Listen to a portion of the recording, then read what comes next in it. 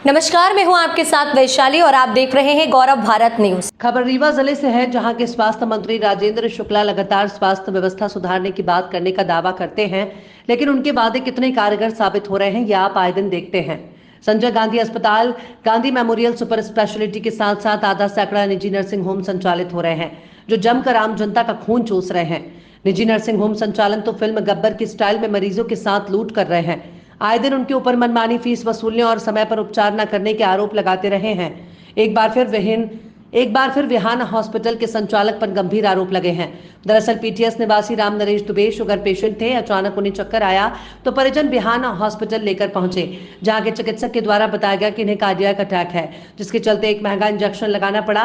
मरीज की जान बचाने के लिए परिजनों ने तुरंत हामी भर दी और जैसे ही अस्पताल में इंजेक्शन लगा वह अचेत हो गए और बोलती बंद हो गई। इसके बाद गब्बर फिल्म की स्टाइल में डॉक्टर सिर्फ दवाइयां मंगवाते रहे और शीघ्र सुधार होने का वादा करते रहे, लेकिन कोई सुधार नहीं हुआ। परिजन सुपर स्पेशलिटी अस्पताल ले जाने की जिद भी की, लेकिन उन्हें यह आश्वासन दिया गया कि रिकवर हो रहा है और ठीक हो जाएंगे। 2 घंटे के अंदर जहां 3 लाख से ज्यादा का बिल बना दिया, वहीं थोड़ी देर बाद ही उन्हें मृत घोषित कर दिया। परिजनों ने बताया कि जब उनके द्वारा विरोध किया गया तो निजी गुंडों को बुलाकर परिजनों को धमकाया भी गया। आपको बता दें कि निजी नर्सिंग होमों की यह कोई पहली घटना नहीं है। कुछ समय पहले इसी अस्पताल में मौत के बाद जमकर हंगामा हुआ था। उस दौरान भी मरीज के परिजनों ने गंभीर आरोप लगाए थे। कुल मिलाकर निजी नर्सिंग होम संचालकों के द्वारा मनमानी लूट की जा रही है और इन्हें राजनीतिक संरक्षण प्राप्त है, जिसके चलते इनके खिलाफ कोई कार्रवाई नहीं होती। हर व्यक्ति बेहतर इलाज के लिए या तो नागपुर, जबलपुर, दिल्ली भागता है। अगर मौका नहीं मिला तो रीवा के ही निजी अस्पतालों में भर्ती कराता है, लेकिन उन्हें सिर्फ ठगा जाता है और मरीजों की जान भी चली जाती है। आप भी सुनिए किस तरह से मृतक के बेटे ने गंभीर आरोप लगाए हैं। क्या नाम है आपका, क्या घटना हुई? मेरा नाम नितिन कुमार दुबे है और मेरे पिताजी की कल मृत्यु हो गई है। उनका नाम श्री राम नरेश दुबे है। हम लोग उनको 4:50 पे शाम को फ़ोन आया कि चक्कर मार रहा है। ये चलते हैं, शुगर के मरीज़ थे वो। शुगर हो गई तो बोले राकेश पटेल के यहाँ ले चलते हैं। पीटीएस में हमारा घर है तो हम लोग राकेश पटेल के यहाँ लेके पहुँच गए 5 बजे के आसपास। वहाँ गए तो बोले कि माइनर कार्डियक अरेस्ट है, एक इंजेक्शन लगेगा और इंजेक्शन थोड़ा महंगा है, 52,000 का है। हमने कहा लगाइए, जो भी ज़रूरत पड़े करिए। और तब तक पापा बिल्कुल नॉर्मल थे, अपने से चल के गए हैं, बोल रहे थे, बात कर रहे थे। और उसके बाद जब वो इंजेक्शन लगा दिया है उसके बाद वो बिल्कुल कुछ बोले नहीं है। उसके बाद बंद हो गई, ये बोलती है कुछ बोले नहीं हैं और लेके उसके बाद आईसीयू में चले गए। और उसके बाद ये लोग दवा चलाते रहे, 9-10 बजे तक देते रहे जो भी अपना दवाई है इधर उधर। और 2,69,000 रुपये का बिल बना दिया 2 घंटे में। 6 बजे लगभग हम वहाँ ऊपर आईसीयू में गए हैं और 9 बजे उन्होंने डेथ डिक्लेयर किया।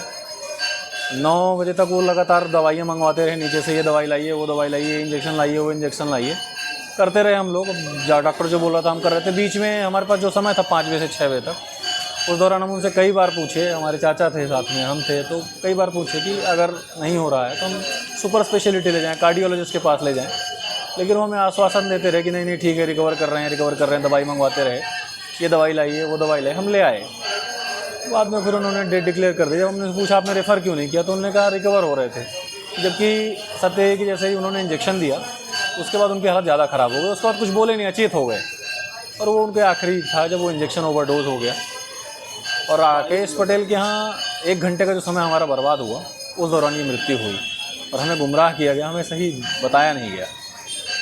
ये पैसे की लगातार मांग हो रही है? हाँ, पैसे की लगातार मांग हो रही थी। अभी डेट डिक्लेयर करने के बाद भी वो पैसे मांग रहे थे और 60,000 की लगभग दवा मंगवाई है।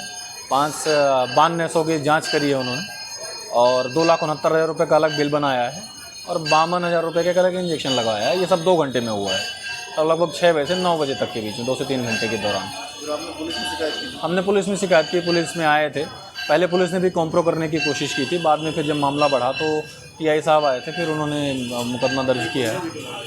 हाँ, अब गुंडे लगाए थे। जब हम लोगों ने पूछना शुरू किया तो अपने प्राइवेट गुंडे लगा दिए। वो गुंडे गोली लेके आ गए, मार रहे थे, गोली मार देंगे, धमकी देने लगे हमारे परिजनों को। चाचा तो हमारे धमकी लगती है। अस्पताल वाले उनके प्राइवेट गुंडे हैं। अस्पताल के जो एडमिनिस्ट्रेशन है उनका, जो प्रशासन है अस्पताल प्रबंधन, वो प्राइवेट गुंडे लेके आया था, जो गन ऑन लेके आ गए थे और आईसीयू में ही धमकी दे रहे थे। हमारे परिजनों को भी धमकी दी, धक्का मुक्की भी की। तब फिर टीआई साहब आए, जब मामला हाथ से निकल रहा था तब। अब क्या है, क्या मांग रहे हैं? अब मांग ये है कि इसकी जांच होनी चाहिए और राकेश पटेल पर क्रिमिनल नेग्लिजेंस का केस होना चाहिए और पूरी निष्ठा से इसकी जांच हम ये चाहते हैं।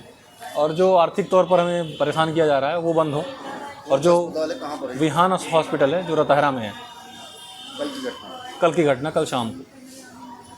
आपको क्या नाम है? वो मेरे पिताजी थे।